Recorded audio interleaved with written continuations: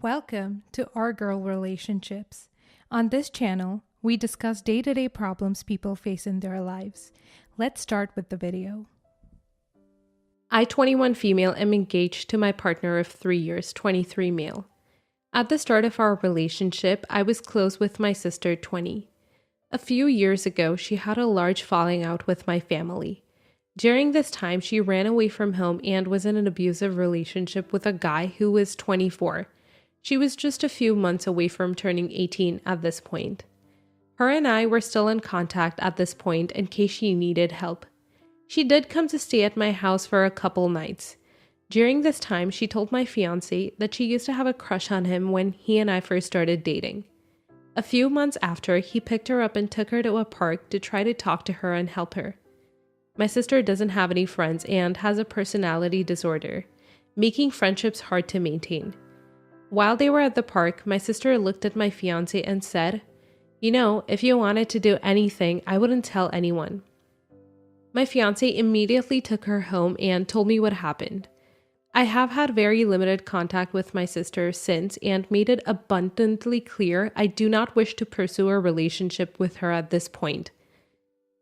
I still see her at family functions, but other than that, we are no contact. Recently, my fiance and I started planning our wedding. While talking to my mother, I told her my sister wasn't on the guest list and my mother got upset. My mother wants me to invite my sister because she's family. I'm already estranged from most of my other family because of differing political and religious beliefs. None of my aunts, uncles, or cousins are invited to my wedding either. When I reiterated I didn't want her at my wedding despite her being my sister, my mother tried to question me about what happened and make it seem like a big misunderstanding. When that didn't work, she brought up my sister's personality disorder and tried to make it seem like my sister can't help it. Except I also have the same personality disorder. This is not the first time my mom has enabled her or tried to downplay stuff either. I told my mom that having a personality disorder doesn't excuse what my sister did, and I still want no contact with her and do not think she deserves to come to our wedding. I love my mom and have made it very clear that neither I nor my fiance want my sister at our wedding. We're paying for the wedding and my sister is not getting invited either way. However, other members of my family also think my fiance and I are wrong for not forgiving my sister and including her. So Reddit, am I the a-hole for not inviting my sister to my wedding after she propositioned my fiance? Edit to add, the park was my idea. I was at work when my sister texted me saying her boyfriend hit her again. I asked my fiance to get her so she was safe. He wasn't comfortable taking her to our house again, so I suggested the park. It was a large and busy park, so they were not alone or secluded when she propositioned him. Not the a-hole. Your mother is being an a-hole for not respecting your wishes. You are perfectly within your rights to distance yourself from your sister. I think you need to give your mother a stern talking to drop it or she will lose her spot in the wedding too. Your sister needs therapy and maybe some other forms of help. It's your wedding and you get to decide who is invited and who isn't. Not the a-hole, it's your party and you're within your rights to invite whoever you want. But your fiance's story doesn't make a ton of sense. Your troubled sister comes to stay with you, tells your fiance she had a crush on him. Then he's taking her out one-on-one to help? I don't know, that seems like extremely poor judgment. To be fair, I left out some details between her saying she had a thing for him and him taking her to the park. I was at work and had asked him to take her because she had messaged me saying her boyfriend had hit her again. He took her to the park because it was a public place and he was uncomfortable taking her to our house again. When he dropped her off again, it was at a friend's house because I said she couldn't stay with us again. He was reluctant to be alone with her again to start with, but did it for me. Honestly, he's amazing and basically worships the ground I walk on. I love him so much and my sister has a history of pulling stunts like this, so I really don't doubt it. Not the a-hole, your very understandable no to inviting your sister is a complete sentence. No further discussion required. Your mom and family can invite her to their special events, but they can kick rocks when it comes to yours. I would wager she's acting out for attention, kinda like a bratty toddler, but with boobs. She's clearly got a lot of negative stuff going on in her life and could use some support. But you can't light yourself on fire to keep someone else warm. And having her at your wedding or in your life is only going to invite problems. If I were you, I would make it very clear to your mom, if she keeps bringing it up, that she will not be invited as well. This is your and your fiance's day, and you have the right to enjoy the day without having any toxic people trying to ruin it. Next story. My wife, 30 female, and I, 33 male, are what they call a low profile when it comes to social media. We both have accounts on most of the most famous platforms, but we post very little. I personally always had a stupid prejudice about people who record every step of their life, but I respect it. I don't spew hate on anyone for that reason or any other. Recently, my wife and I had a baby. During pregnancy, we agreed that it is ridiculous to post several photos a day of the child or to create exclusive social networks for this. Until a child was born, we had very similar views about children's exposure on the internet. To exemplify, when she was pregnant, Clara only posted 2 pictures of her dilated belly. When Daniel was born, Clara posted several pictures of him, which annoyed me, but I didn't say anything. It was a mother who had just given birth, so I considered it normal behavior. But that didn't stop as the weeks passed, and I had to complain. Clara was very upset, said that she loved him very much and that he was the most beautiful child she had ever seen. I just rolled my eyes. When our baby was 1 month old, Clara announced that Daniel had an Instagram profile. I exploded and said I didn't agree with any of this and asked her to delete it. She said I was being totally unreasonable and the child was hers, so she would do what she wanted. I said that the child is also mine and I didn't want so much exposure. We fought and she went to her mother's house. I also went to mother-in-law's house and slept in the living room. I wasn't going to miss my son's moments because of a stupid fight. She got even more annoyed and we went back to our house, but she refused to talk beyond the essentials to me. A month passed and Clara assured me that she deleted the Instagram, but that she would continue to post at a lower frequency on her profile. I agreed to this because it was the best middle ground possible. I came across my wife with 20K followers, and before I had only 1K. I thought this was bizarre. I saw her transforming too. It wasn't just pictures and videos of Daniel. She was documenting her routine. I'm not a controlling person, and I'm not going to say what my wife can and can't do with her own image. The big problem is that I found out she had lied to me. I was blocked from my son's Instagram because I thought it was deleted. When I found out, I took the cell phone from my wife's hand and locked myself in my bathroom. I deleted the profile of almost 30K of Daniel's followers while listening to Clara screaming outside. Nothing happened but silence. She won't talk to me. Her mother claims that Clara will develop postnatal depression after all the stress. I think this is all terribly futile, and I start to think I'm a bit of an a-hole for caring so much about it. But at the same time, I don't want that kind of life for my son. I don't want Daniel living life for the sake of being well on camera. I just want him to have a normal childhood. Am I the a-hole? This is very bad. Let's recap. She knew you wouldn't approve, did it anyway, hid it from you, lied, and then when you found out anyway, had a tantrum, then gave you the silent treatment. Some will argue that it's her IG account and her business. Some will say that it involves your child, so you have the right to determine what happens here. Whatever side of the debate you're on, it really doesn't matter. This is only the beginning. Clara's lack of co-parenting and conflict resolution skills will continue unless you intervene now. This is less about Instagram and more about you being able to trust her. It's about you being able to communicate with her. It's about her telling you the truth and not hiding things from you. All of this is important enough that I think you need a good marriage counselor. Where this is heading is not good. Everyone sucks here. You both sound exhausting. Your concerns are completely valid. Plastering children too young to consent all over social media is uncool, but you should not have deleted your wife's Instagram account. She lied to you though, and I can see why you would be super angry. There are now some serious issues around trust in your relationship because you both have betrayed each other. some counseling might be a good idea. Not the a-hole. A newborn does not need an Instagram. My family is all in total agreement on not posting pics online of the little ones until they are old enough to have their own accounts and consent to have their photos posted. The only exception was the time one of my siblings was in the newspaper. I never understood how people could be so careless with their children's lives. If you aren't even moderately well known, then you're just putting your kid in danger. Next story. Okay, so I, 41 female, have 9 children, all adopted and have various disabilities. This technically happened over winter break because it's still causing an issue in my family now.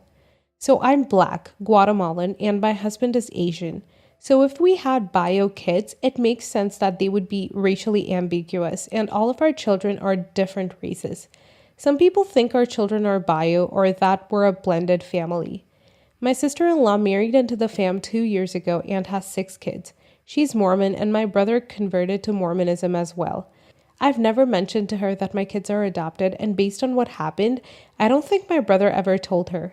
We were having a Christmas get-together, and her 12-year-old son was misbehaving and bothering everyone. When one of my deaf kids was signing, he mocked her with fake hand gestures and weird noises. He also kept pulling his little sister's hair and generally just causing trouble. My sister-in-law was pretty aware of this and didn't dismiss it, but also did nothing to stop it. When all his moms were alone, she started this long rant about what an a-hole her son was and told us about the bad and weird stuff he did. She referred to him as a drake and an a-hole multiple times.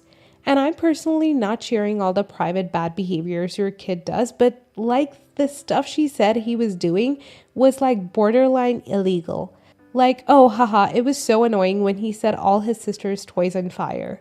But then later in the convo, I said one thing about how I have disabled children, and she goes, maybe you should stop bringing disabled children into this world. It's clearly in your genes. I got up and started to walk away. She said, what's wrong? I was just suggesting. I turned around and said, it's better than bringing a-holes into the world. I'm not really proud of saying that. I stooped down to her level and it wasn't okay. But I left after that and went to go see what my husband was up to. She's really mad and has refused to come to any family holidays until we apologize. Most of my family is on my side, mostly because they don't want her back. And I would apologize because I feel really bad, but she sees nothing wrong with what she did. She says she was trying to give a helpful tip, and people are so sensitive nowadays. It's not that I think apologies are transactional, but I don't want to speak with someone who thinks my kids shouldn't be alive. Am I the a-hole here? Edit. To clarify what I actually said, I don't remember word for word, but I was talking about how the place we were meeting was 4 hours away from my house, and it's hard to get all my children and their medical equipment in the car for a long road trip. Nothing that warranted her helpful tip.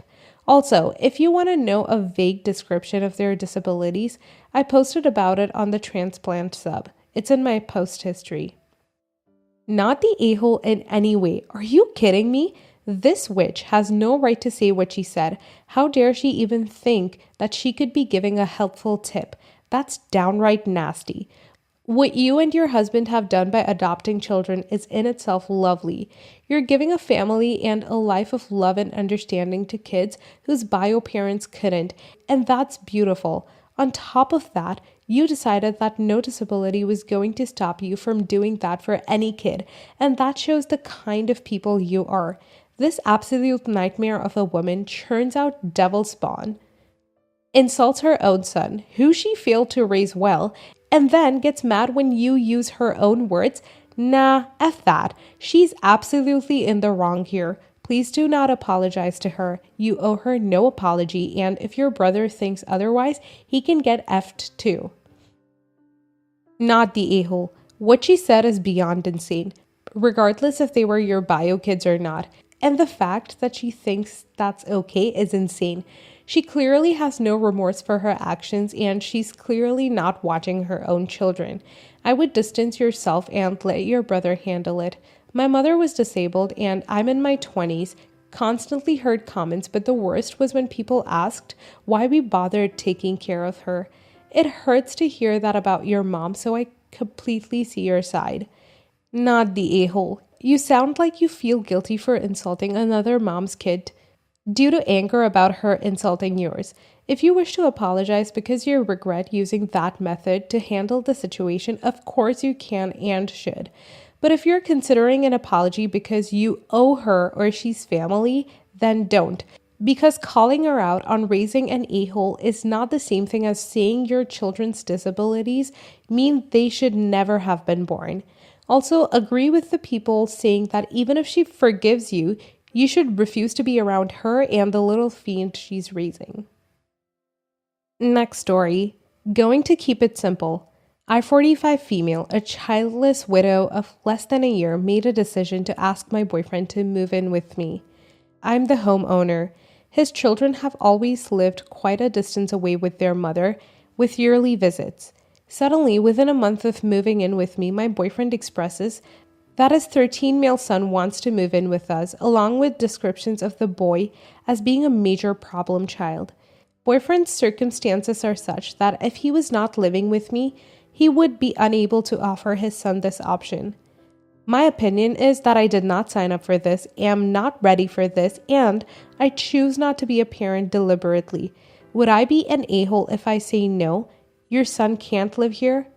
Edited to add, slight clarification here. We've been dating for only 4 months, and I realized that moving in together after a short time may have been moving quickly. Maybe it is my recent widowhood that has me feeling that need for love and compassion. I'm not necessarily saying that I would never allow his son to move in. It just seems that with only 4 months of dating and 1 month of living together, it is far too soon to be having this conversation. The possibility of any of his kids moving in here was not discussed prior to him moving in. I was of course aware of the fact that in an emergency situation, i.e. demise of mother, the children would absolutely come here. Edited to add, I fully expected an a-hole judgment for thinking even for a moment that my boyfriend should choose me over his child, although some commenters have expressed that view. This is a lot of information I have not included here and won't now, but those of you telling me that this is a bad idea and he is possibly taking advantage of me have really made me think about some things, and I'm scared you might be right. I'm not sure exactly what I will do at this point, but I realize now that I have allowed my boundaries to be pushed over in a lot of different areas, and I'm really questioning a lot of aspects of this relationship. Not the a-hole. You're not comfortable living with his son, and you are not obligated at all to do so. Everyone seems to be saying that OP shouldn't have moved in with a parent. However, I'm sure OP was under the impression that the kids were living full-time with the mother, and that was not going to change. I bet the boyfriend didn't tell her anything before moving in either. This is well above Reddit's pay grade. From what I can tell, you're making decisions in grief, which are always strongly unadvised. You should seek therapy before making any decision, especially if they're as massive as moving in with a new partner or becoming a stepmother. Also, apologies, but your partner's behavior is dodgy. Your relationship is fairly new, and by what you say, he barely sees his son. To me, it seems like he's using you for a free house and trying to get his son in as well, so it will be harder to kick him out once you catch him out on his BS. Please seek therapy and protect yourself. I fully expected an a-hole judgment for thinking even for a moment that my boyfriend should choose me over his child, although some commenters have expressed that view. There is a lot of information I've not included here and won't now because those of you telling me that this is a bad idea and he's probably taking advantage of me have really made me think about some things, and I'm scared you might be right. I'm not sure exactly what I will do at this point, but I realize now that I have allowed my boundaries to be pushed over in a lot of different areas, and I'm really questioning a lot of aspects of this relationship. This was my first experience on Reddit, and I appreciate all of you taking the time to give me a different viewpoint.